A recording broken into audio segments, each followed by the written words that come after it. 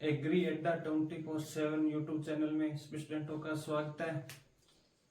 कल अपने डीएनए से डीएनए का निर्माण क्या कहलाता है, रेप्लिकेशन के बारे में पढ़ा था। आज अपने पढ़ेंगे भी आरएनए।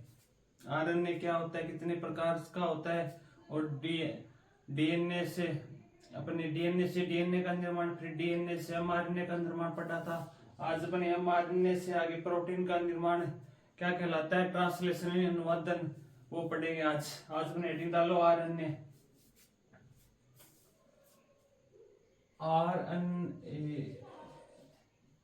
एक चीज इस पे नोट करना, भी प्रथम कृत्रिम आरएनए है ना, वो खुराना नामक वैज्ञानिक ने बनाया था।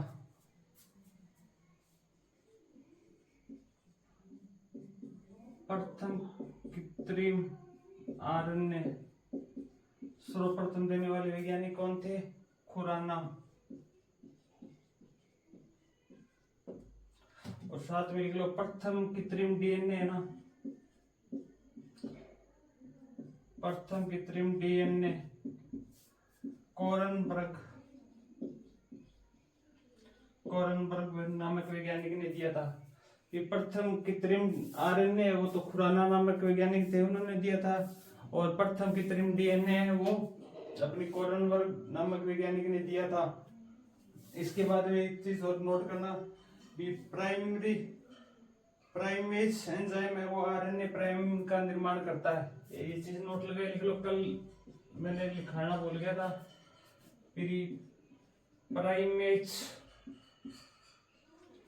प्राइमेज एंजाइम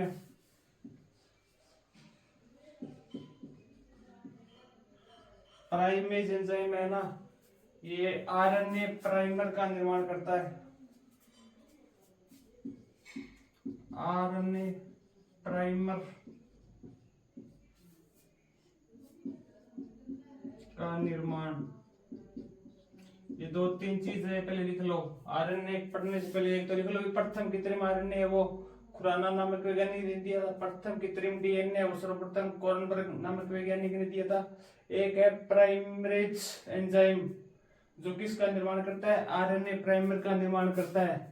आरएनए प्राइमर क्या होता है, कल मैंने आपको बताया था। अभी अपने डीएनए रेप्लिकेशन में सर्वप्रथम अपने क्या चीज पढ़ी थी, डीएनए रेप्लिकेशन के अंदर सर्वप्रथम क्या है कि आरएनए प्राइमरेज आवश्यक होता है। डीएनए रेप्लिकेशन यानी डीएनए का क्या है कि एक और डीएनए बनाएंगे अपने रेप्लिकेशन, यानी डीएनए से एक और नया डीएनए सेम ही तैयार करना क्या कहलाता है, डीएनए रेप्लिकेशन।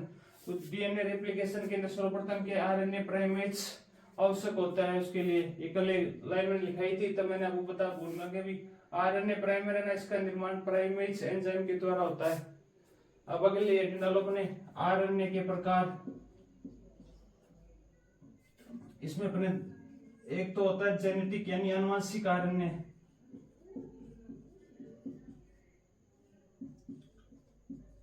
यानी जेनेटिक, और नॉन जेनेटिक यानी गैर आनुवंशिक। कल मैंने एक चीज लिखाई थी आपने, अधिकांश जीवों में जेनेटिक मटेरियल यानी आनुवंशिक पदार्थ का कार्य डीएनए करता है, लेकिन मैंने क्या वर्ड लिखा था, अधिकांश में करता है पर सभी में नहीं करता। यहाँ पर एक टोबैको मैजिक वायरस है, वो क्या है, उसमें आनुवंशिक पदार्थ क्या होता है, आरएनए होता है। इसका आनुवंशिक आरएनए का एग्जांपल लिख लो, tobacco mosaic virus.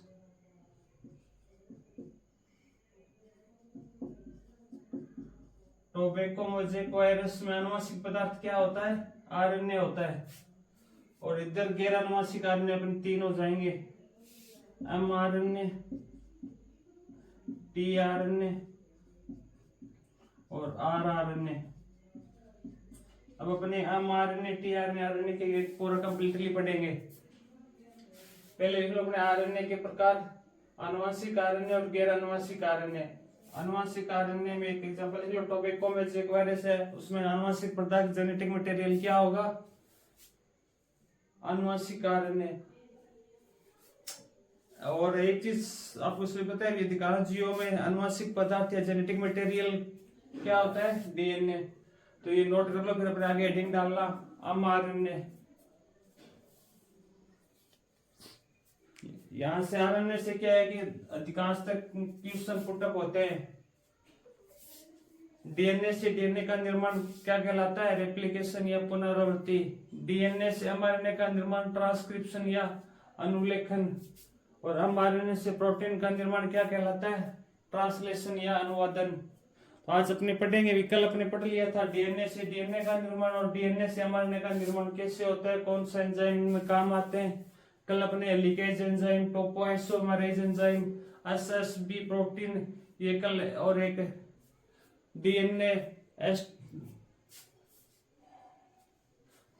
Stabilising protein पढ़ी थी, वो क्या काम आई थी? डीएनए से आरएनए के निर्माण में। नोट कर लिया सभी ने? अब अगली हेडिंग डालो, आरएनए।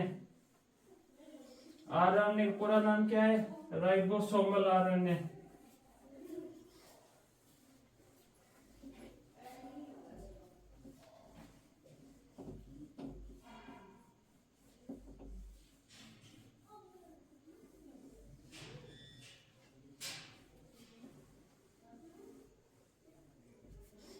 अगले डालो आरएनए।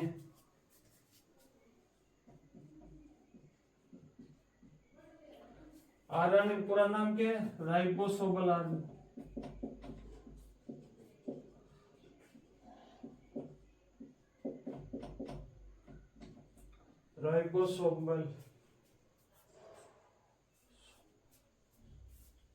राइबोसोमल या सोबल आरएनए। आरएनए, इसका संश्लेषण कहां पर होता है? आरएनए का संश्लेषण होता है केंद्रिका में।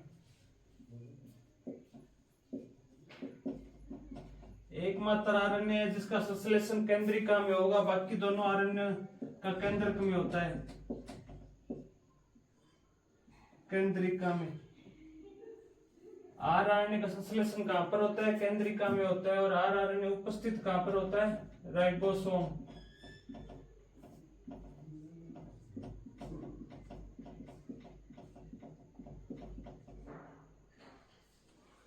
और सबसे अधिक मात्रा में कौन सा आरएनए पाया जाता है? आरएनए। देख लो, सबसे अधिक मात्रा में कुल आरएनए का लगभग 80%।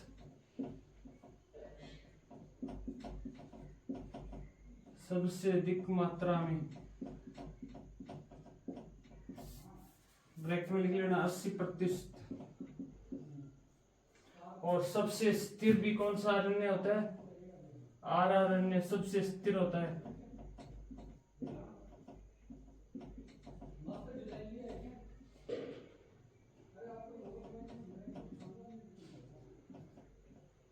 सबसे स्थिर आरएनए कौन सा होता है? आरएनए। अब ट्रांसलेशन के दौरान ना आरएनए है वो एमआरएनए को तो राइबोसोम की बड़ी इकाई से जोड़ता है, और टीआरएनए को राइबोसोमल की छोटी इकाई से जोड़ता है।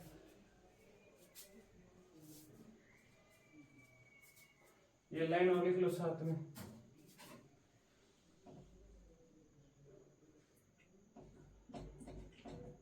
ट्रांसलेशन या अनुवादन, यानी अनुवादन।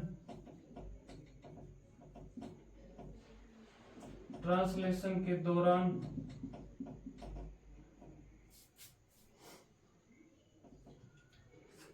आरएनए,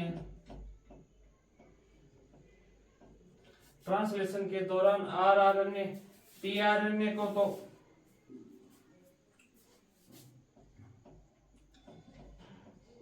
टीआरएनए को राइबोसोम की बड़ी इकाई, टीआरएनए को राइबोसोम की बड़ी इकाई से जोड़ता है।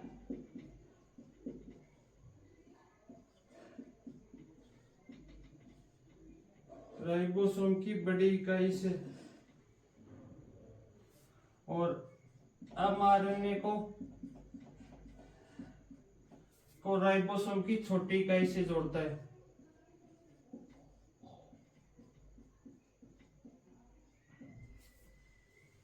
आपने पहले पढ़ रहे सर्वोत्तम आरएनए। आरएनए का संश्लेषण कहां पर होता है? केंद्रिका में होता है। एकमात्र आरएनए जिसका संश्लेषण केंद्रिका में होगा, बाकी दोनों का एम और टीआरएनए का संश्लेषण केंद्रक में होता है। उपस्थित होता है कहाँ पर, राइबोसोम या राइबोसोम में सबसे अधिक मात्रा में पाया जाता है, लगभग 80%। और सबसे स्थिर आरएनए कौन सा आरएनए। और ट्रांसलेशन यानी अनुवादन के दौरान आरआरएनए वो टीआरएनए को राइबोसोम की बड़ी इकाई से जोड़ता है और एमआरएनए को राइबोसोम की छोटी इकाई से जोड़ता है। ये दो प्रकार से होगा अपने 70S और 80S। 70S और 80S इसके ऊपर दो इकाई होगी। पहले डायग्राम बना के समझेंगे, पहले आप ये नोट करो, फिर अपने 70S 80S आरएनए होते हैं उसका डायग्राम बनाएंगे।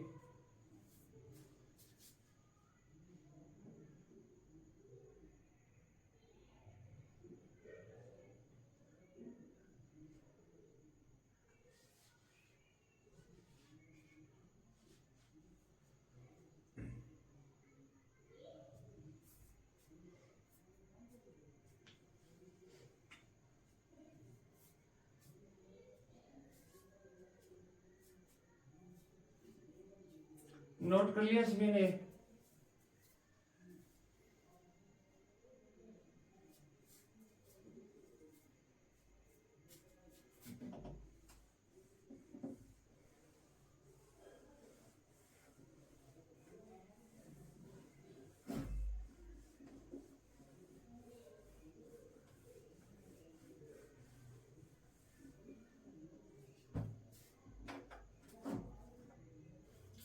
इसकी दो इकाई होती है, एक तो 70S और एक 80S।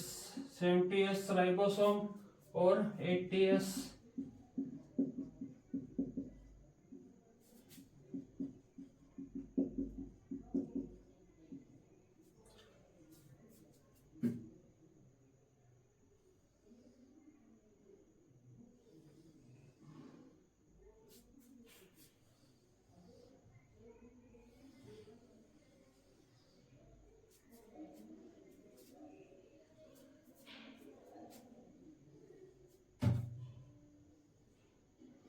70S और 80S इसके अंदर अपने छोटी इकाई है तो ये तो हो जाएगी 30S, बड़ी इकाई है ये 50S। इधर छोटी इकाई है ये 40S, ये बड़ी इकाई है इसकी 60S। अब 30S के अंदर 60S आरएनए, इसके अंदर 5S आरएनए और 80S आरएनए, सॉरी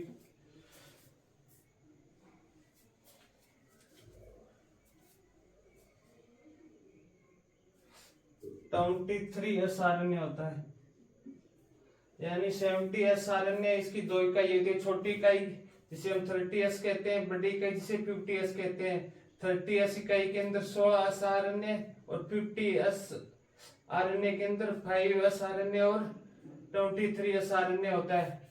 इधर 80S आरएनए की दो इकाई होती है, 40S और 60S।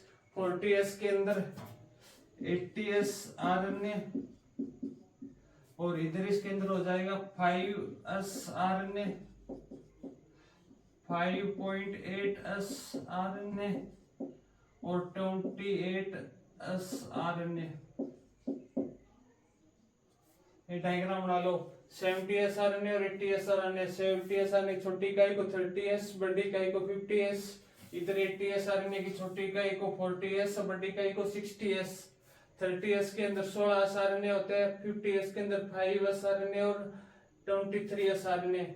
इधर 80S की छोटी इकाई 40S के अंदर 18S आरएनए, इधर 5S 5.8S आरएनए और 28S आरएनए उपस्थित होते हैं। ये डायग्राम बना लो। ये 70S 80S अपने दो राइबोसोम आरएनए पढ़ते हैं ना।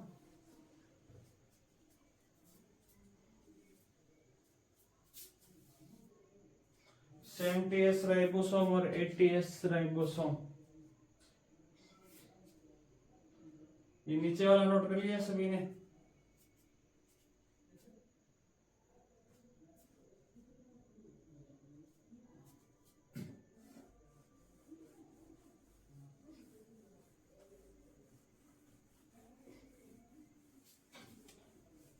इसके बाद अगले डाला टीआरएनए या ट्रांसफर आरएनए। टीआरएनए का फुल फॉर्म क्या है? Transfer RNA. ये डायग्राम बना लो, फिर हेडिंग डालना टीआरएनए, जिसे हम ट्रांसफर आरएनए कहते हैं। टीआरएनए का संश्लेषण कहां पर होगा? केंद्रक में।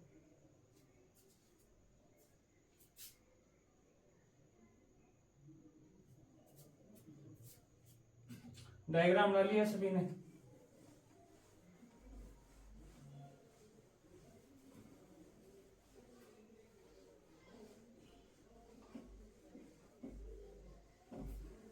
इसके बाद में हेडिंग डालो टीआरएनए ट्रांसफर आरएनए, संश्लेषण लिखो केंद्रक में। कुल आरएनए का कितना परसेंट होता है? 10 से 15%। अगला लिखो टीआरएनए।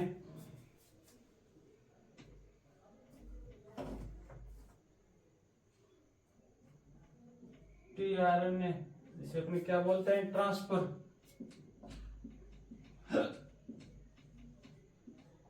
या इसके अन्य नाम की बात करें तो इसे सोल्यूबल आरएनए भी कहते हैं।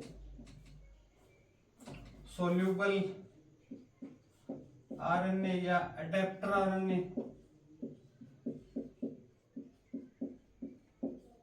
या इसे एस आरएनए भी कहते हैं।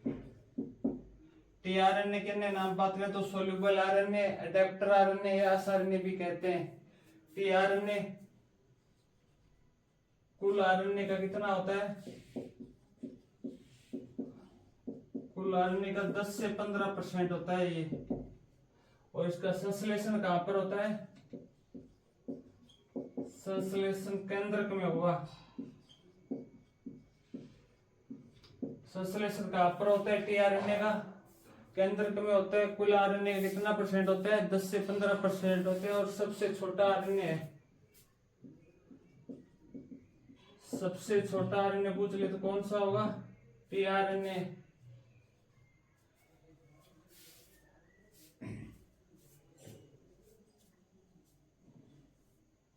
और ट्रांसलेशन के दौरान अमीनो अम्लों का वाहक कौन सा आरएनए होता है? टीआरएनए ही होता है।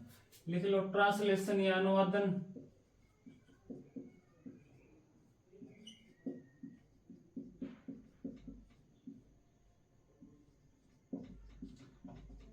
अमीनो अम्ल का वाहक होता है।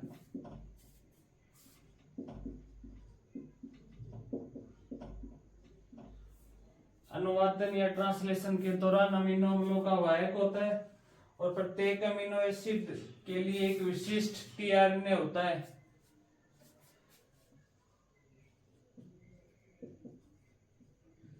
प्रत्येक अमीनो एसिड या अमीनो अम्ल के लिए विशिष्ट यानी स्पेसिफिक टीआरएनए होता है। टीआरएनए के लिए एक विशिष्ट टीआरएनए होता है। ट्रांसलेशन के दौरान अमीनो अम्लों का वाहक कौन सा आरएनए होता है? टीआरएनए होता है। और अमीनो अम्लों के लिए क्या है कि एक विशिष्ट आरएनए होता है। वो कौन सा आरएनए होगा? टीआरएनए होगा। जो अपने आगे ना पढ़ेंगे ना वो अनुवादन ट्रांसलेशन भी। अब आरएनए से प्रोटीन का निर्माण, तो मैं आपको बताऊंगा अभी। प्रत्येक अमीनो एसिड है उसके के लिए एक विशिष्ट टीआरएनए होगा। तो ये चीज नोट कर लो। टीआरएनए का से सोल्यूबल आरएनए, अडेप्टर आरएनए भी कहते हैं, इसे एसआरएनए भी कहते हैं। कुल आरएनए का 10 से 15% होता है। और उसका संश्लेषण कहां पर होता है? केंद्रक में होता है। और सबसे छोटा आरएनए और अनुवादन या ट्रांसलेशन के दौरान अमीनो अम्लों का वाहक होता है। टीआरएनए की संरचना के लिए एक वैज्ञानिक है, ओलिन नामक वैज्ञानिक, उन्होंने क्लोवरली मॉडल दिया था।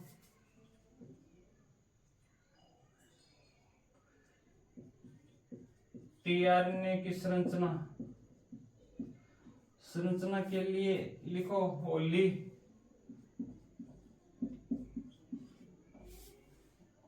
ओली नामक वैज्ञानिक ने क्लोवर लीफ मॉडल दिया था। क्लोवर लीफ मॉडल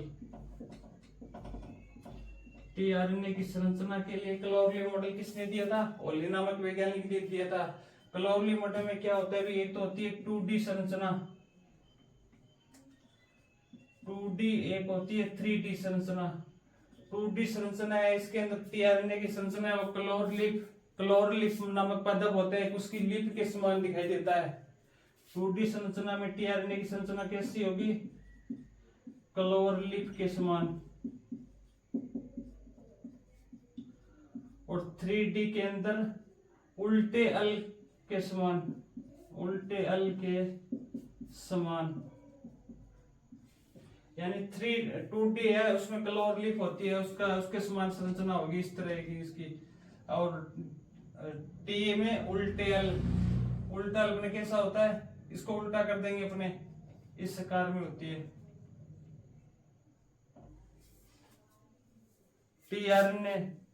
टीआरएनए की संरचना के लिए क्लोरलिफ मॉडल ओली नामक वैज्ञानिक ने दिया था। क्लोरलिफ मॉडल में एक तो होती है 2D संरचना, जो क्लोरलिफ पादप होता है उसकी पत्ती के समान होती है। दूसरा है 3D उल्टे अल के समान होती है। ये नोट करो, फिर आगे लिखेंगे इसमें। टीआरएनए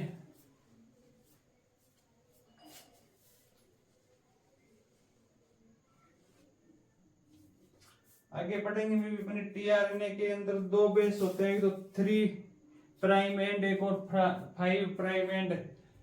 3 एंड होता है उसके, इसे अपने एक्सेप्टर एंड भी कहते हैं, क्योंकि इस पर क्या है कि वो अमीनो एसिड के आकर जुड़ते हैं 3 एंड के ऊपर। और 5 एंड होता है, 3 एंड होता है उसमें नाइट्रोजन क्षारक होते हैं, वो CCA उपस्थित होते हैं। और 5 एंड पर जो नाइट्रोजन क्षारक होंगे वो ग्वानिन होंगे। ये नोट कर लिया प्रोला सभी ने। फिर आगे लिखना, टीआरएनए के 3 एंड पर नाइट्रोजन बेस है वो CCA उपस्थित होते हैं। ऊपर वाला लिख लिया सभी ने ना।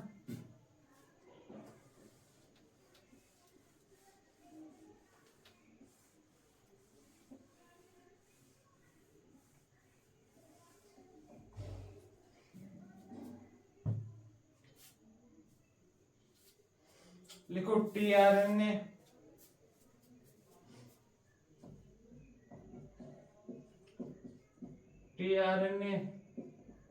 के 3 एंड पर नाइट्रोजन बेस है वो CCA उपस्थित होते हैं। टीआरएनए के अपने पढ़े है भी, दो बेस होते हैं, एक तो 3 और एक 5। ये 3 एंड पर है ना, पर नाइट्रोजन बेस है वो CCA उपस्थित होते हैं। और 3 एंड को अपने क्या बोलते हैं, एक्सेप्टर आरएनए भी,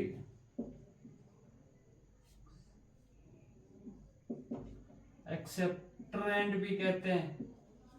क्यों कहते हैं, क्योंकि यहाँ पर अमीनो एसिड आकर जुड़ते हैं,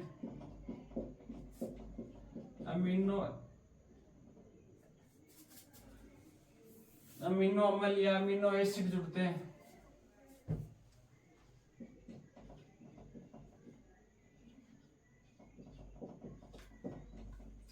एक्सेप्टर एंड भी कहते हैं। फिर टीआरएनए के 5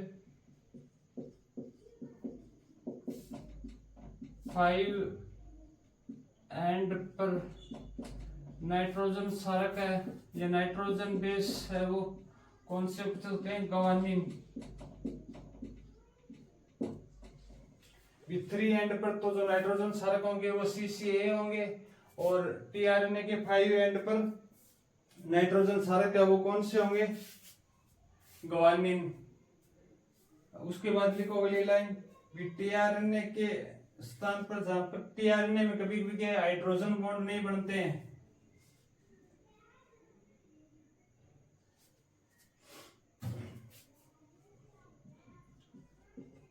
टीआरएनए का वह स्थान जहां पर हाइड्रोजन बंध नहीं बनते हैं,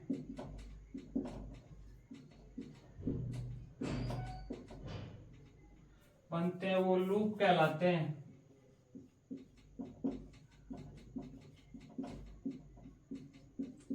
ये जो लूप है ना, ये एस मान्य नाइट्रोजन बेस के कारण बनते हैं। एस मान्य नाइट्रोजन बेस के कारण जो एस मान्य नाइट्रोजन क्षारक होते हैं ना, उनके कारण क्या है कि कभी कभी टीआरएनए के कारण क्या है भी हाइड्रोजन बॉन्ड नहीं बनता है, तो वो क्या कहलाते हैं, लूप कहलाते हैं। एस मान्य नाइट्रोजन क्षारक कौन कौन से होते हैं वो भी अपने पढ़ेंगे, 3 होते हैं। भी इनोसिन है वो किसके स्थान पर आएगा, एडेनिन के स्थान पर आता है। डाईहाइड्रो यूरिडिन है वो यूरेसिल के स्थान पर आएगा। और सेउडो यूरिडिन है वो यूरेसिल के स्थान पर आता है। अपन क्या लाइन लिखी है, अभी टीआरएनए का वह स्थान जहां पर क्या भी हाइड्रोजन बॉन्ड नहीं बनते वो लूप कहलाते हैं। ये लूप बनने का कारण क्या है, एस मान्य नाइट्रोजन क्षारक के कारण क्या है कि लूप बनते हैं। एस मान्य नाइट्रोजन क्षारक कौन कौन से होते हैं वो पढ़ लेते हैं अपने।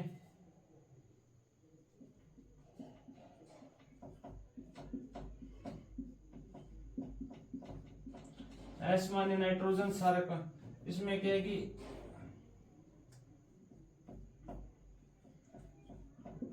इनोसिन, जिसे अपने आई से प्रकट करेंगे, इनोसिन है वो एडेनिन के स्थान पर आता है।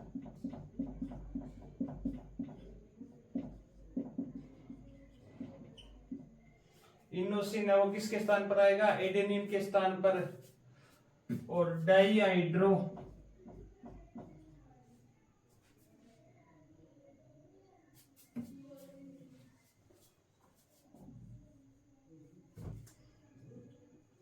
डाईहाइड्रोयूरेडिन, जिसे अपने DHU के तरफ प्रदर्शित करेंगे। डाईहाइड्रोयूरिडिन है वो यूरेसिल के स्थान पर, यूरेसिल। एक होता है स्यूडो यूरेसिल, स्यूडो यूरेसिल जिसे साई से प्रकट करेंगे, साई, उसके स्थान पर भी क्या आएगा, यूरेसिल के स्थान पर। भी इनोसिन है वो तो एडेनिन के स्थान पर आएगा।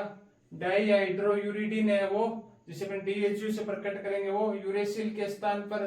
और स्यूडो यूरेसिल है वो जिसे अपने साइंस से प्रकट करेंगे वो किसके स्थान पर आएगा, यूरेसिल के स्थान पर।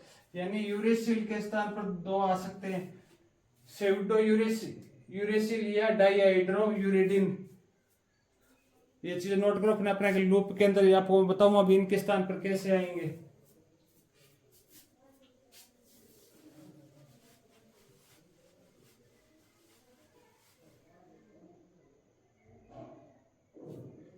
यूरिडिन DINE है, DINE, स्यूडो यूरेसिल।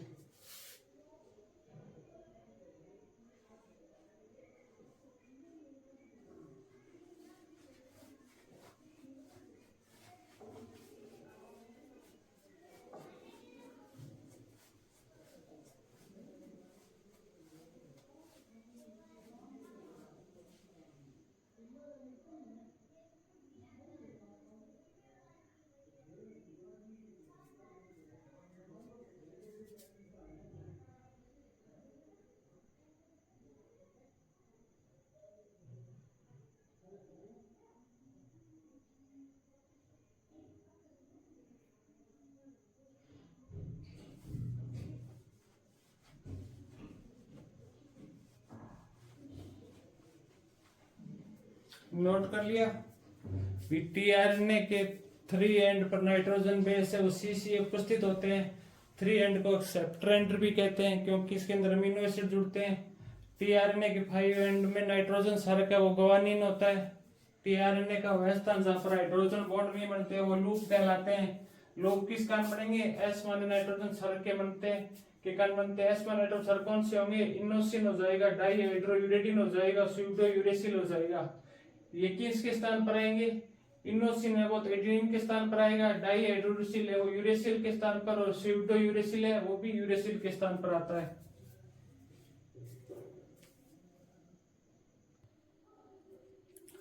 अब अपने आगे 3 प्रकार के लूप पढ़ेंगे।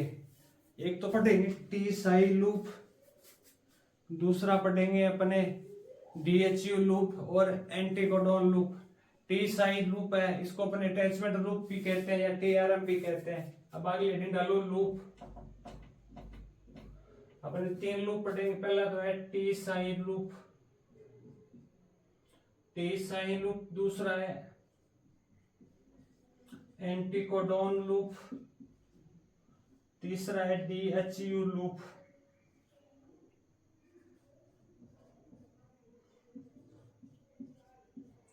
और पहला है T Sai loop. T Sai loop है, इसको अटैचमेंट लूप भी कहते हैं।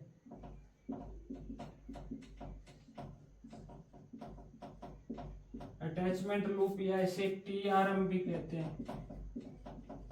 TRM टी साई लूप है, इसका काम क्या होता है? tRNA को क्या है, राइबोसोम की बड़ी इकाई पर जोड़ता है। टी साई लूप का काम क्या होगा? ऊपर लिख रहा हूं मैं, चलो यहाँ पे लिख देते। tRNA को राइबोसोम की बड़ी इकाई पर जोड़ता है।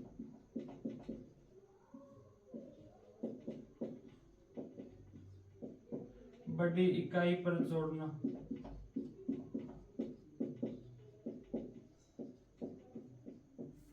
टी साई लूप है, इसका काम क्या हो जाएगा? tRNA को राइबोसोम की बड़ी इकाई पर जोड़ता है।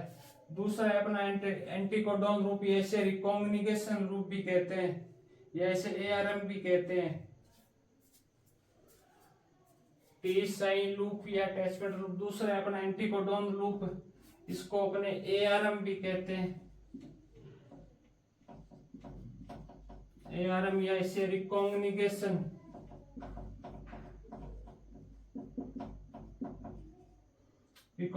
लूप भी कहते हैं।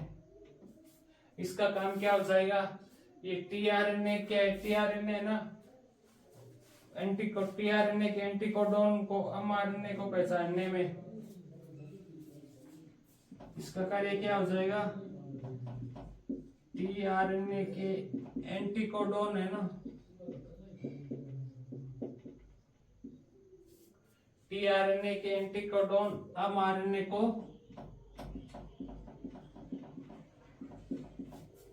पहचानते हैं या पहचानने में। एंटीकोडोन लूप या इसे ARM भी कहते हैं या रिकॉग्निशन लूप भी कहते हैं। इनका काम क्या हो जाएगा? tRNA के जो एंटीकोडोन है वो mRNA को पहचानने में मदद करेंगे। DHU लूप है, जिसे डाईहाइड्रोयूरिडीन लूप भी कहते हैं। फुल फॉर्म क्या है इसकी? डाईहाइड्रो। इसका काम क्या हो जाएगा? ये विशिष्ट अमीनो एसिड को सक्रिय करता है।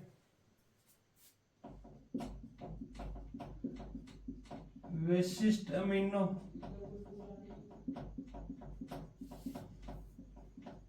एसिड को सक्रिय करना।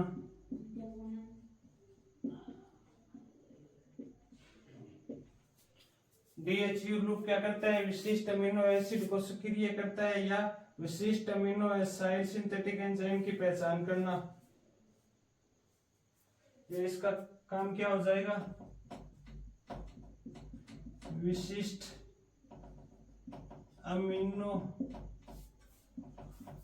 एसिड सिंथेटिक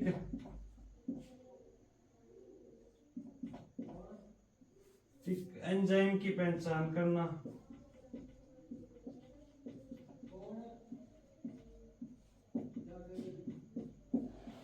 जब अपने आगे क्या है कि mRNA से प्रोटीन का निर्माण पढ़ेंगे ना, तब क्या है कि प्रोटीन बनाते समय क्या है कि जो DHU लूप है ना अपना, ये विशिष्ट अमीनो एसिड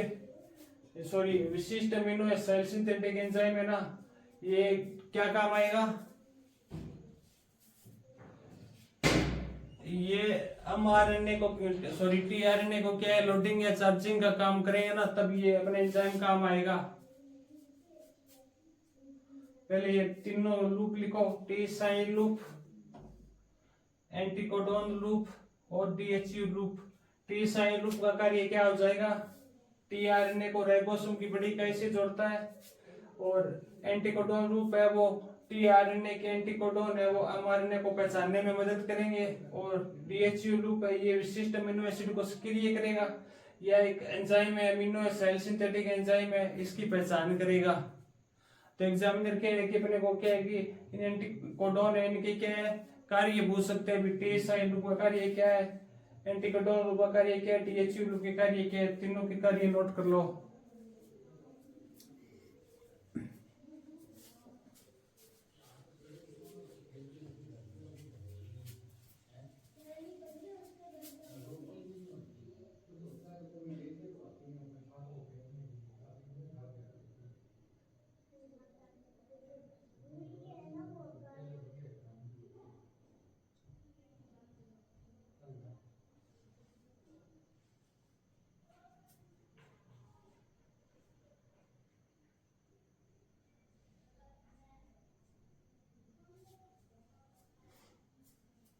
अगला आरएनए के हेडिंग डालो अपने एमआरएनए, इसे मैसेंजर आरएनए भी कहते हैं।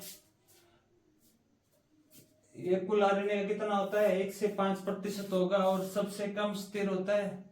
संश्लेषण वही केंद्रक में होगा और ट्रांसलेशन के दौरान टेम्पलेट के रूप में उपयोगी आरएनए कौन सा आरएनए, एमआरएनए। सभी नोट कर लिया तो अगली हेडिंग डालो।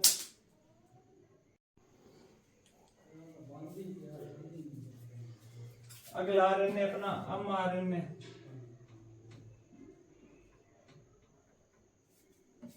एमआरएनए फुल फॉर्म क्या है, मैसेंजर आरएनए। कुल आरएनए का कितना प्रतिशत होता है 1 से 5% होता है। एमआरएनए का संश्लेषण कहां पर होगा, वही केंद्रक में।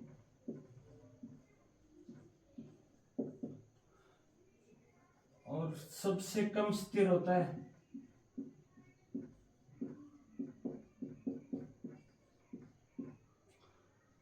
और ट्रांसलेशन यानी अनुवादन के दौरान टेम्पलेट में उपयोगी।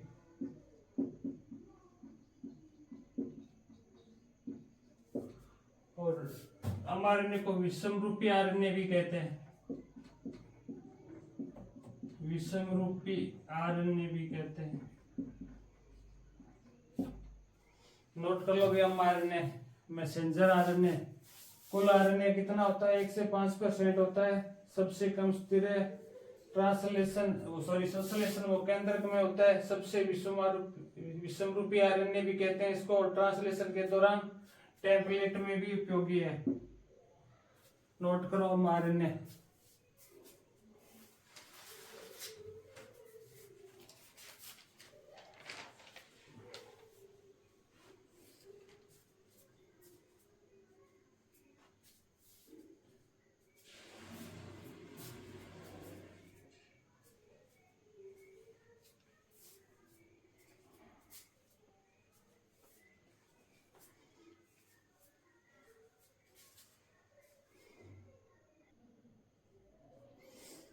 अब अपन अगली हेडिंग डालो ट्रांसक्रिप्शन या अनुलेखन।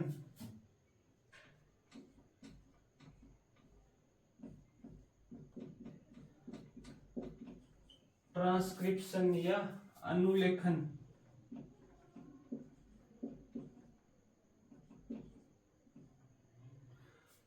डीएनए से एमआरएनए का निर्माण क्या कहलाता है, डीएनए से एमआरएनए का निर्माण क्या कहलाएगा, ट्रांसक्रिप्शन या अनुलेखन कहते हैं। अब अपने एक चीज पढ़ेंगे पहले, ट्रांसक्रिप्शन या अनुलेखन की इकाई है। ट्रांसक्रिप्शन अनुलेखन की इकाई किसे कहते हैं, ट्रांसलेशन या अनुलेखन की इकाई क्या है, सिस्ट्रॉन। बहुत बार एग्जाम में पूछा गया है। ट्रांसलेशन या अनुलेखन की इकाई क्या हो जाएगी, सिस्ट्रॉन।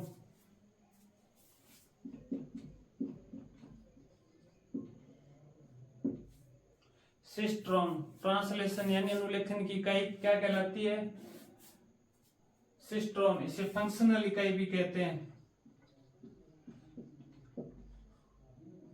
फंक्शनल इकाई बुझ ले तो भी क्या होगी, सिस्ट्रॉन भी कहते हैं। सिस्ट्रॉन क्या होता है, सिस्ट्रॉन बुझ ले भी क्या होता है तो आप क्या बताओगे। ट्रांसक्रिप्शन या अनुलेखन में डीएनए का उपयोगी भाग क्या कहलाता है, ट्रांसक्रिप्शन यानी अपने अनुलेखन कर रहे हैं, डीएनए से एमआरएनए का निर्माण कर रहे हैं, तब डीएनए का उपयोगी भाग होगा ट्रांसक्रिप्शन में, उसी को अपने क्या कहते हैं, सिस्ट्रॉन कहते हैं। यानी अनुलेखन यानी ट्रांसक्रिप्शन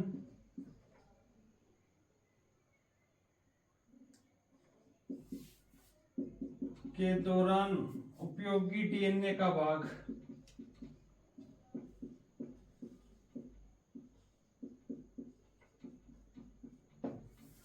बहुत बार एक एग्जाम में पूछा गया है, अभी ट्रांसक्रिप्शन या अनुलेखन की इकाई या फंक्शनल इकाई किसे कहते हैं, वो सिस्ट्रॉन हो जाएगी। सिस्ट्रॉन क्या होता है कि अपने जब डीएनए से एमआरएनए बनाएंगे ना, तो डीएनए का वह भाग जो क्या है अनुलेखन में उपयोगी है, उसी को अपने क्या कहते हैं, सिस्ट्रॉन कहते हैं। सिस्ट्रॉन अपने पढ़ेंगे, इसके 3 भाग होंगे, इनिशियन यानी प्रारंभिक भाग, संरचनात्मक जीन और टर्मिनेशन यानी समापन भाग, 3 भाग पढ़ेंगे अपने इसके आगे। उससे पहले एक चीज और लिखो, RNA polymerase enzyme. RNA polymerase enzyme का क्या होगा, डीएनए की अपने क्या है कि डीएनए से एमआरएनए बनाएंगे ना, तो डीएनए की दोनों श्रृंखलाओं के मध्य जो हाइड्रोजन बॉन्ड होता है उसको तोड़ने के लिए कौन काम आएगा, आरएनए पॉलीमरेज। आगे हेडिंग डालो भी, आरएनए पॉलीमरेज एंजाइम भी अपनी डीएनए से एमआरएनए का निर्माण करेंगे ना, तो डीएनए के मध्य जो दोनों श्रृंखलाओं के मध्य हाइड्रोजन बॉन्ड होते हैं ना, उनको तोड़ने का काम कौन करेगा, आरएनए पॉलीमरेज एंजाइम करता है। लिख लो, पहले इससे पहले एक चीज ये नोट करो उनको, आरएनए पॉलीमरेज एंजाइम है ना, ये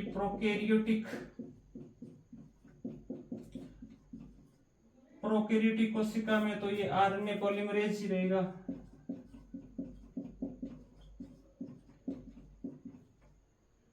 प्रोकैरियोटिक कोशिका में तो आरएनए पॉलीमरेज एंजाइम है ना, ये तीनों आरएनए का निर्माण करेगा। लेकिन यूकेरियोटिक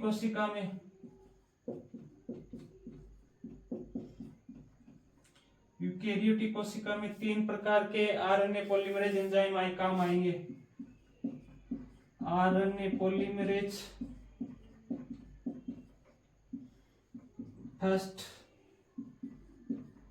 आरएनए पॉलीमरेज सेकंड और RNA polymerase third. RNA polymerase first है, वो आरएनए निर्माण के काम आएगा। आरएनए पॉलीमरेज सेकंड है, वो एमआरएनए के निर्माण में, और आरएनए पॉलीमरेज थर्ड है, वो टीआरएनए के निर्माण में। आरएमटी से याद रखना भी, आरएमटी भी आरएनए अपने क्या है कि डीएनए से एमआरएनए बनाएंगे, तब अपने पास एक एंजाइम की जरूरत पड़ेगी, वो एंजाइम है अपना RNA polymerase enzyme. RNA polymerase enzyme क्या करेगा, डीएनए की दोनों श्रृंखलाओं के मध्य हाइड्रोजन बॉन्ड को तोड़ेगा।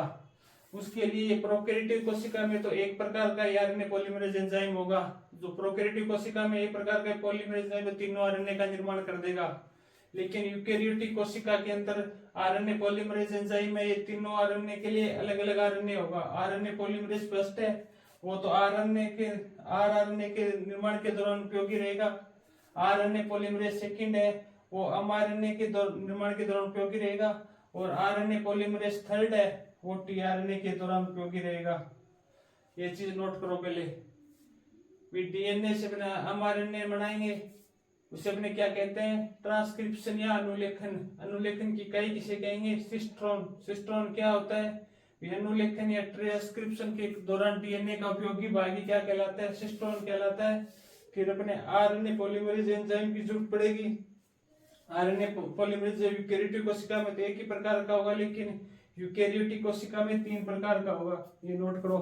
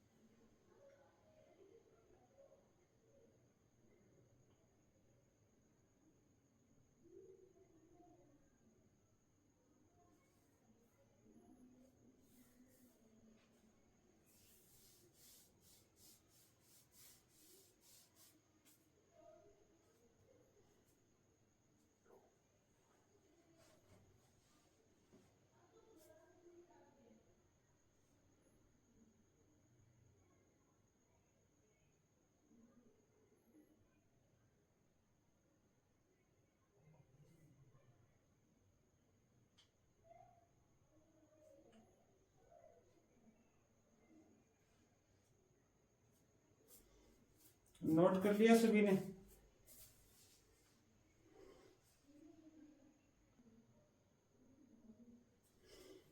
अभी अपने एक चीज पढ़ी थी, सिस्ट्रॉन।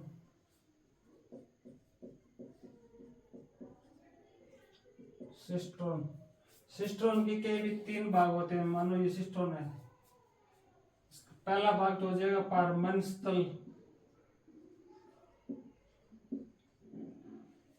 बीच वाला हो जाएगा, लास्ट लिखो समापन या टर्मिनेशन स्थल।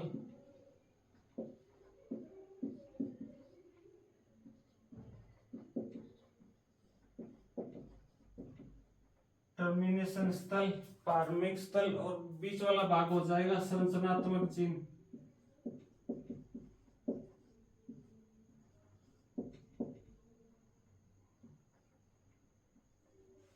सिस्टोन के 3 भाग होते हैं, पारमिक स्थल जिसे अपने इनिशिएशन बोलते हैं, दूसरा संरचनात्मक चिन्ह, तीसरा हो जाएगा अपना समापन स्थल या टर्मिनेशन स्थल।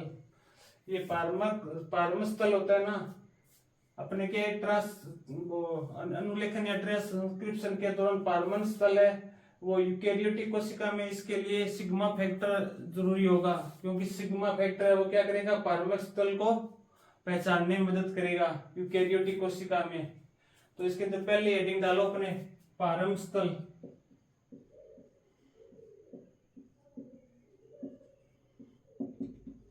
पारम स्थल में पहले लिखना पारम स्थल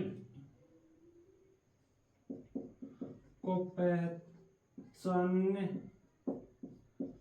में सिग्मा फैक्टर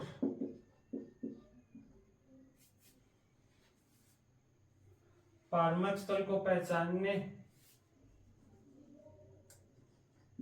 का कार्य कौन करेगा, सिग्मा फैक्टर। पारमक स्थल को पहचानने का कार्य कौन करेगा, सिग्मा फैक्टर। ये प्रोकैरियोटिक कोशिका में काम आएगा।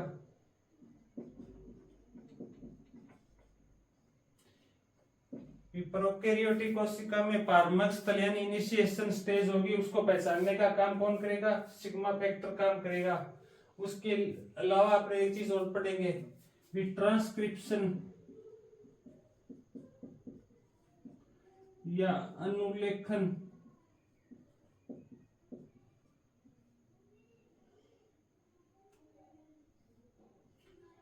को प्रारंभ करने वाले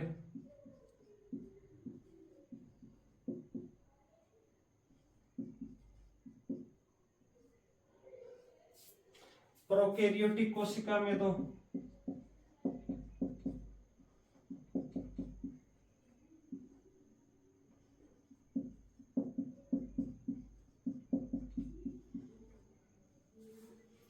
ट्रांसक्रिप्शन अनुलेखन के दौरान क्या है, भी अपने पारमक स्थल को पारम स्थल होगा उसको पहचानने का कार्य प्रोकैरियोटिक कोशिका में तो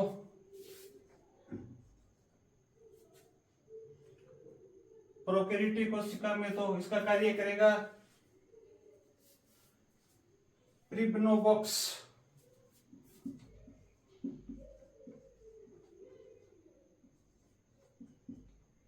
प्रोकैरियोटिक कोशिका में तो पारमक स्थल को पहचानने का कार्य कौन करेगा, प्रिब्नोबॉक्स करेगा। और यूकेरियोटिक कोशिका में टाटा बॉक्स।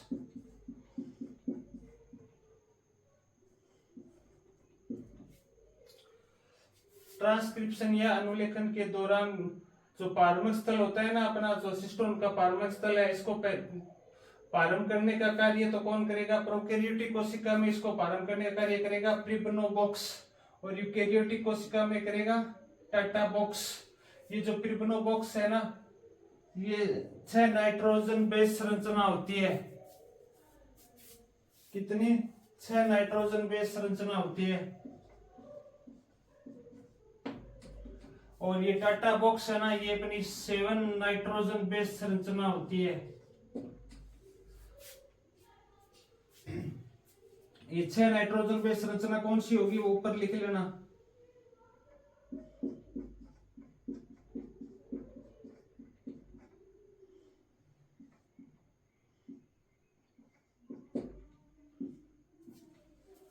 ट्रिप्नोबॉक्स की 6 नाइट्रोजन बेस संरचना होती है। 6 नाइट्रोजन संरचना कौन सी होगी? TA फाइव प्राइम से 3 प्राइम की ओर। और टाटा बॉक्स में ये नाइट्रोजन बेस संरचना है, ये हो जाएगी TA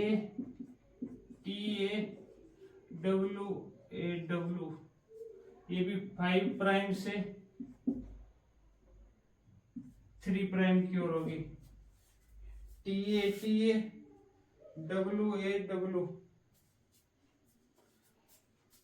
ट्रांसक्रिप्शन या अनुलेखन को प्रारंभ करने वाले कौन होगा? प्रोकैरियोटिक कोशिका में तो प्रारंभ करने का काम आएगा प्रिब्नोबॉक्स। यूकेरियोटिक कोशिका में प्रारंभ करने का काम कौन करेगा? टाटा बॉक्स करेगा। प्रिब्नोबॉक्स है ये 6 नाइट्रोजन बेस संरचना होती है। 6 नाइट्रोजन बेस कौन सा होगा? TA और यूकेरियोटिक कोशिका में टाटा बॉक्स होता है। टाटा बॉक्स के 7 नाइट्रोजन बेस संरचना है। उस 7 नाइट्रोजन संरचना कौन सी होगी? TAW। ये टाटा बॉक्स है, इसका एक अन्य नाम भी है, इसको गोल्ड बर्ग ओमलेस बॉक्स भी कहते हैं। गोल्डबर्ग ओमलेस बॉक्स भी कहते हैं। यूकेरियोटिक कोशिका में जो टाटा बॉक्स है ना, इसको गोल्डबर्ग ओमलेस बॉक्स भी कहते हैं, क्योंकि इसकी गोल्डबर्ग और ओमलेस दो वैज्ञानिकों ने ये टाटा बॉक्स दिया था, इसलिए इसे गोल्डबर्ग ओमलेस बॉक्स भी कहते हैं। एक चीज दोबारा से और समझ लो, सिस्ट्रोन है, सिस्ट्रोन के 3 भाग होते हैं, प्रारंभ करने वाला स्थल, संरचनात्मक जीन और समापन करने वाला जीन। ये प्रारंभिक स्थल है ना, प्रारंभिक स्थल को पहचानने का कार्य कौन करता है? सिग्मा फैक्टर है ना, ये प्रारंभिक स्थल को पहचानने का कार्य करता है सिग्मा फैक्टर। ये अपना सिग्मा फैक्टर हो जाएगा, वो पहचानने का कार्य करेगा प्रोकैरियोटिक कोशिका में। ठीक है। फिर ट्रांसक्रिप्शन या अनुलेखन के दौरान, ट्रांसक्रिप्शन या अनुलेखन है, इस क्रिया को प्रारंभ करने वाले 2 बॉक्स होंगे।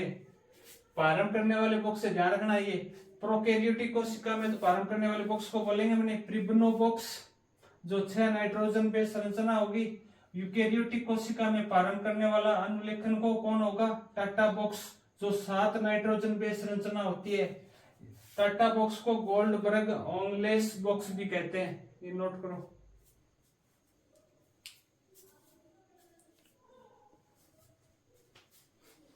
इसमें है क्या? कुछ भी नहीं है। विशिष्टोन की सीधी सी बात है, 3 भाग है, प्रारंभ करने वाला और समापन करने वाला और संरचनात्मक जीन। प्रारंभ करेंगे, प्रारंभ क्या है कि प्रारंभिक स्थल को पहचानने का कार्य कौन करेगा? सीधी सी बात है, सिग्मा फैक्टर करेगा, वो पहचान लेगा, पहचानने तो ये कर लेगा, पर ट्रांसक्रिप्शन अनुलेखन है, उसको शुरू करने का कार्य कौन करेगा? प्रोकैरियोटिक कोशिका में शुरू करने का काम करेगा प्रिब्नोबॉक्स, और यूकेरियोटिक कोशिका में शुरू करने का काम कौन करेगा? वो करेगा टाटा बॉक्स। प्रिब्नोबॉक्स है ये 6 नाइट्रोजन बेस संरचना है, और टाटा बॉक्स है ये 7 नाइट्रोजन बेस संरचना है। बस इतना सही है, कुछ नहीं है। ट्रांसक्रिप्शन अनुलेखन को प्रारंभ तो करने वाले 2 ही होंगे, प्रोकैरियोटिक कोशिका में प्रिब्नोबॉक्स हो जाएगा, यूकेरियोटिक टाटा बॉक्स हो जाएगा। प्रारंभिक स्थल को पहचानने का कार्य कौन करेगा? सिग्मा फैक्टर करेगा। 4 तो लाइन है इसके अंदर।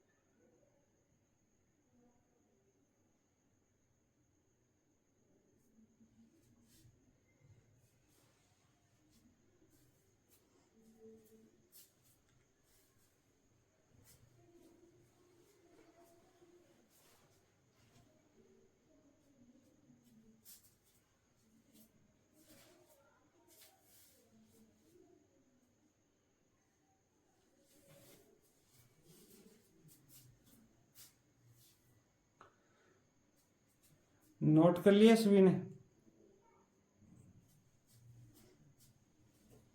ऊपर वाला नोट कर लिया तो यहाँ पे लिखो आरएनए प्राइमरेज।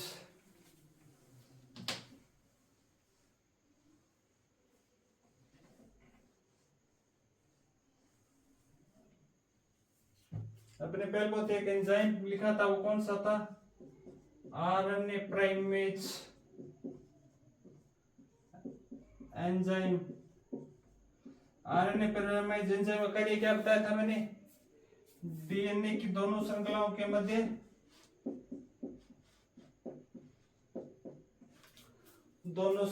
मध्य हाइड्रोजन बॉन्ड को तोड़ना।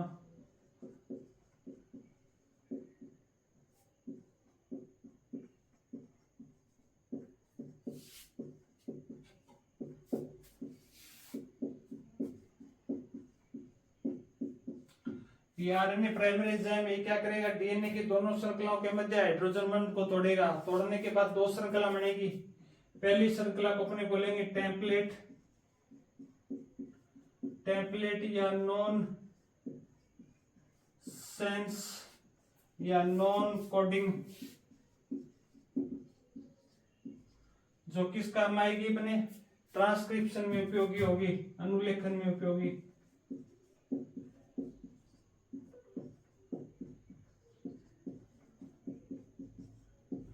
इसकी दिशा है वो 3 प्राइम से 5 प्राइम की ओर होगी।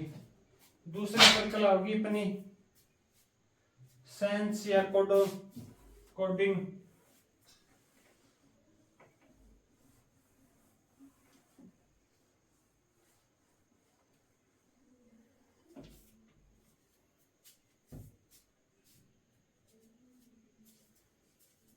दूसरी श्रृंखला बनेगी अपनी, वो बनेगी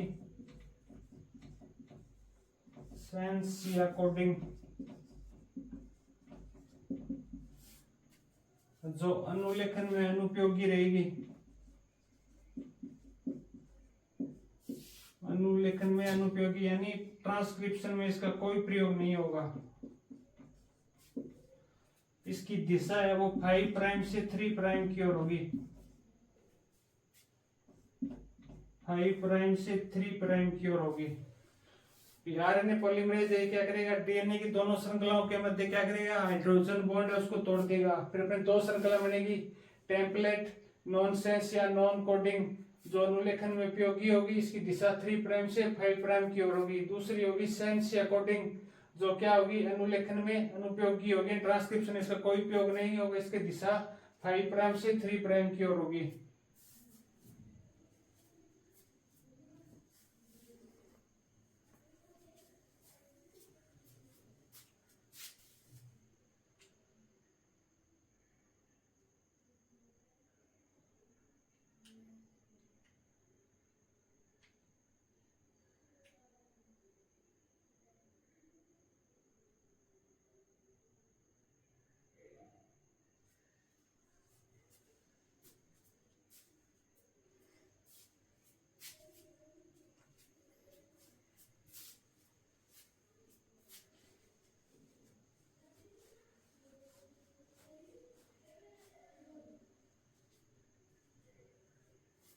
या इसे एंटीसेंस स्टैंड भी कहते हैं।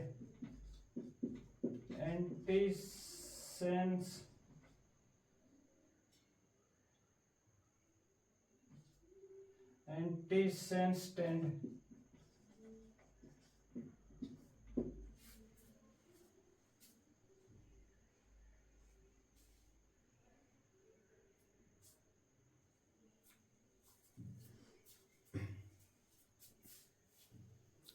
नोट कर लिया? RNA primary enzyme most important है जी, ध्यान रखना। भी अपने डीएनए से डीएनए का निर्माण किया था, तब कौन सा एंजाइम उपयोगी था? हाइड्रोजन बॉन्ड तोड़ने के लिए। डीएनए से डीएनए बनाएंगे तब तो हेलिकेज एंजाइम है वो उपयोगी होगा हाइड्रोजन बॉन्ड को तोड़ने में। पर डीएनए से हम आरएनए बनाएंगे ना, तब आरएनए प्राइमरी एंजाइम है, ये डीएनए की दोनों श्रृंखलाओं के मध्य हाइड्रोजन बॉन्ड को तोड़ेगा। कल अपने क्या पढ़ा था? डीएनए से डीएनए का निर्माण पढ़ा था। आज अपने पढ़ रहे हैं डीएनए से एमआरएनए का निर्माण। कल डीएनए से डीएनए का निर्माण पढ़ा था। डीएनए की दोनों श्रृंखलाओं के मध्य हाइड्रोजन बॉन्ड को तोड़ा था, तब एंजाइम कौन सा काम आया था? Helicase enzyme. आज अपने हाइड्रोजन बॉन्ड को तोड़ रहे हैं डीएनए के, तो कौन सा एंजाइम काम आ रहा है? आरएनए प्राइमरेज। इसमें कंफ्यूज मत हो जाना। एग्जाम पूछे ना डीएनए से डीएनए का निर्माण पूछ रहे हैं, डीएनए से एमआरएनए का निर्माण पूछ रहे हैं, वो देख के आपको क्वेश्चन सोल्व करना है।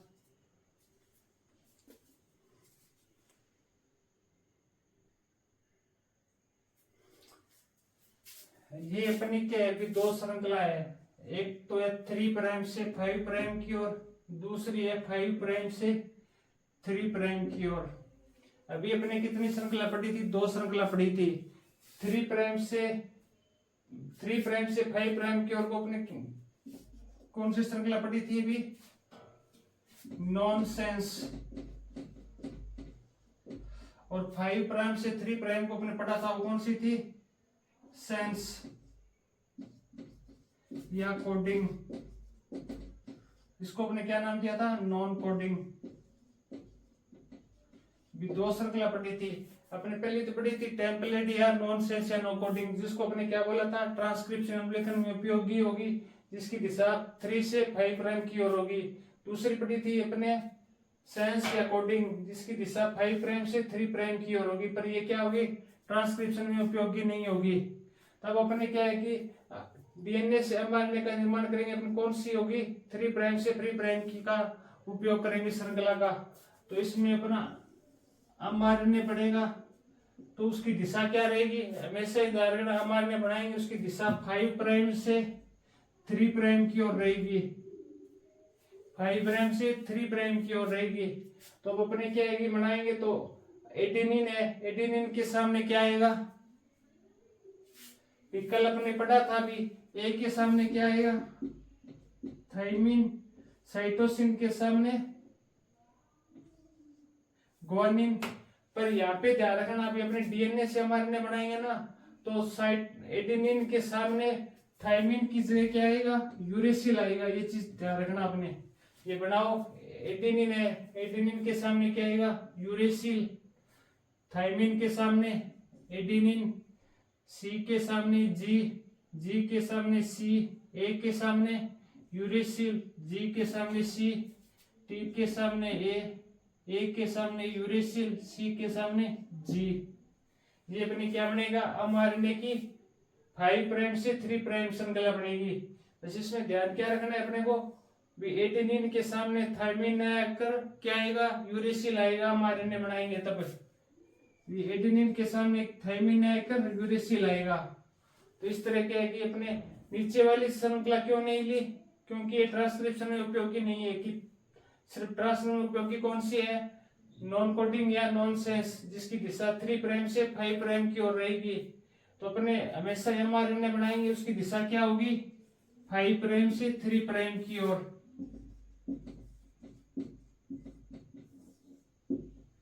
ये एग्जाम्पल नोट कर लो, थोड़ा समझ में आ जाएगा आपका। उसके बाद में श्रृंखला का इलोनिगेशन या दीर्घीकरण।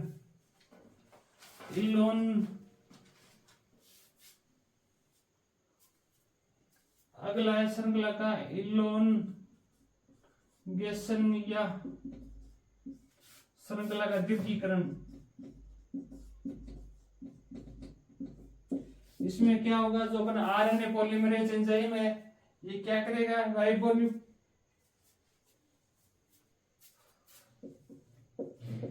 आरएनए पॉलीमरेज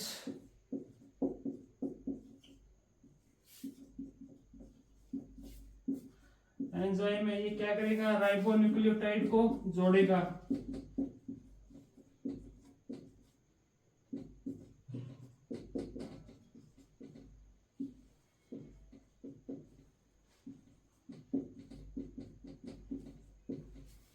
अगला अपना श्रृंखला का इलोनिगेशन या दीर्घीकरण। इसमें आरएनए पॉलीमरेज है, क्या करेगा? राइबोन्यूक्लियोटाइड को जोड़ना।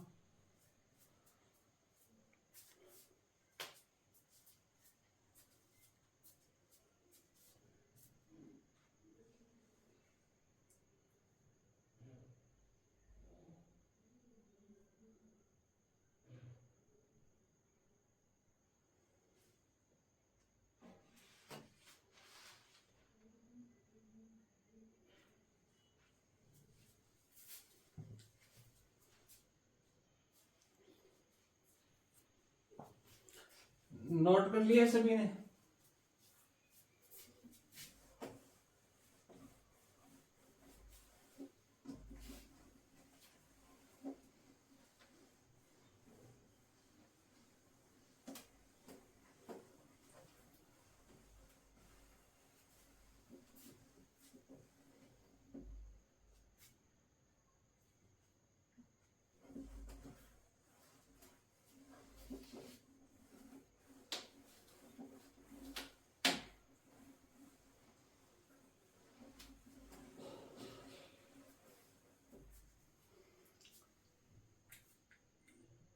अगला लिखो टर्मिनेशन या समापन।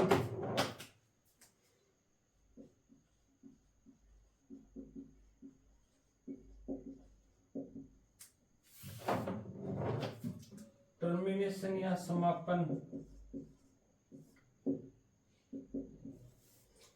टर्मिनेशन या समापन। टर्मिनेट या समापन में क्या होगा कि टर्मिनेट साइट आने पर जो आरएनए पॉलीमरेज एंजाइम है ये टर्मिनेशन साइट से क्या होगा, अलग हो जाएगा।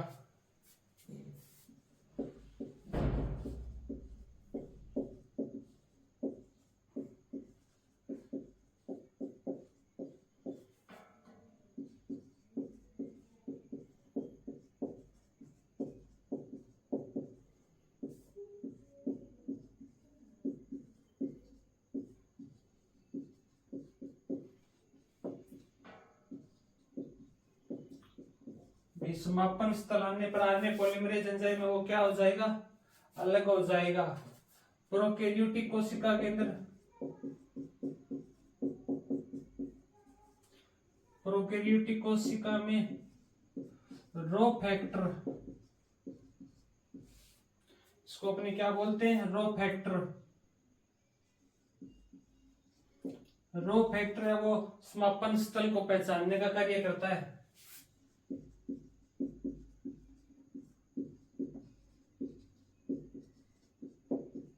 एग्जामिनर अपने को पूछ ले कि समापन स्थल को पहचानने का कार्य कौन करता है, रो फैक्टर प्रोकैरियोटिक कोशिका में। और अपने को पूछ ले भी पारगमन स्थल को पहचानने का कार्य कौन सा फैक्टर करता है, सिग्मा फैक्टर। लिख लो प्रोकैरियोटिक कोशिका में। और एक चीज और लिखना, पहले ये नोट करो, यूकेरियोटिक कोशिका में क्या है कि स्प्लाइसिंग होता है। यूकेरियोटिक कोशिका के अंदर क्या होता है, ट्रांसक्रिप्शन के बाद एक क्रिया होती है, इसे अपने बोलते हैं स्प्लाइसिंग।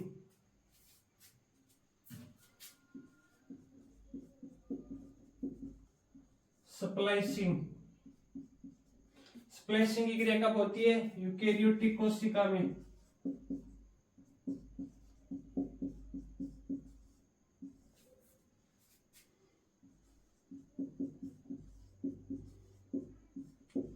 कोशिका में ट्रांसक्रिप्शन के बाद।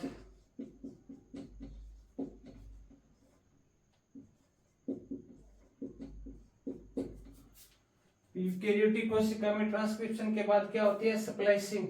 स्प्लाइसिंग क्या होता है कि जब अपने डीएनए से एमआरएनए बनाते हैं ना, तो वो यूकेरियोटिक कोशिका में क्या होता है भी पहले प्राइमरी एमआरएनए बनता है। भी अपने डीएनए से एमआरएनए बना रहे हैं, पर ये यूकेरियोटिक कोशिका में जो एमआरएनए बनता है ये क्या होता है, प्राइमरी एमआरएनए होता है। प्राइमरी एमआरएनए कैसा होता है, इसके दो भाग होते हैं, एक तो इंट्रॉन और एक्सॉन। इंट्रॉन और एक्सॉन इस तरह क्या होते हैं भी प्रोकैरियोटिक कोशिका में दो होते हैं, इंट्रॉन और एक्सॉन। इंट्रॉन एक्सॉन इस तरह क्या होता है, ये प्राइमरी एमआरएनए बनता है। जहां पर जो इंट्रॉन भाग होता है ना, ये नॉन कोडिंग भाग होता है। तो इस नॉन कोडिंग भाग को उठाकर एक्सॉन को जोड़ेंगे तब अपने पास कौन सा आरएनए बनेगा, मैच्योर्ड एमआरएनए बनेगा। इसी को अपने क्या बोलते हैं, स्प्लाइसिंग बोलते हैं। इंट्रॉन एक्सॉन बनता है, अपने इंट्रॉन को उठा देंगे और एक्सॉन को जोड़ देंगे। एक्सॉन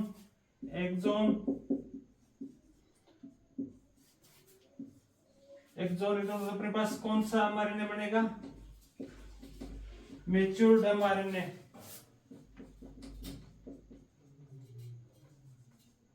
मैच्योर्ड एमआरएनए बनेगा।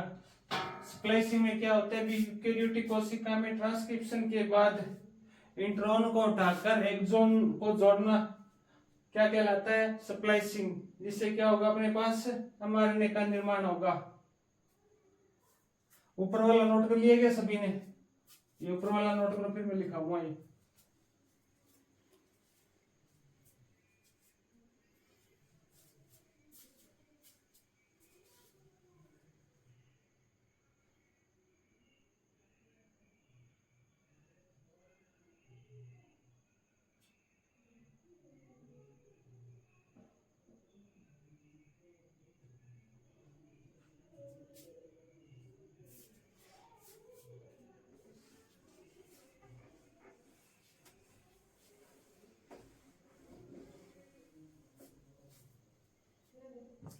स्प्लाइसिंग क्या होता है इसमें लिखना, यूकेरियोटिक कोशिका में ट्रांसक्रिप्शन के बाद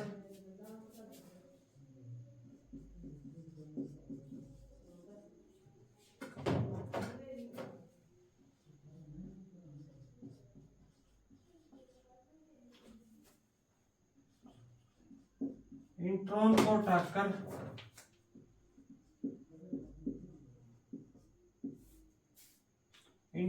हटाकर एक्सॉन को जोड़ते हैं, एक्सॉन को जोड़ते हैं जिससे मैच्योर्ड mRNA बनता है।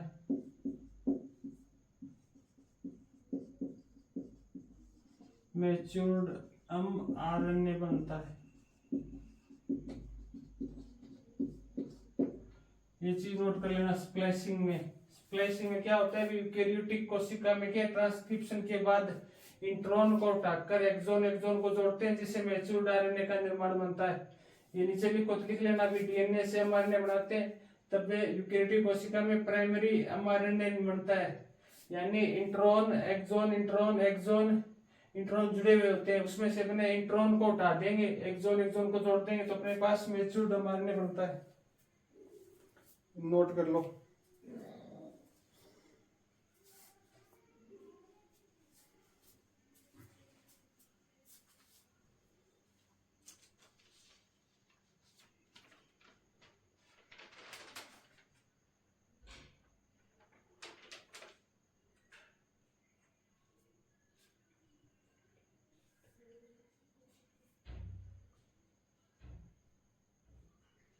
इसके अंदर एक चीज और लिखना, एक तो होता है 7mg कैप, चलो बाद में कल लिखेंगे पर इतना नोट कर लो, आज मार्कर में सही नहीं है।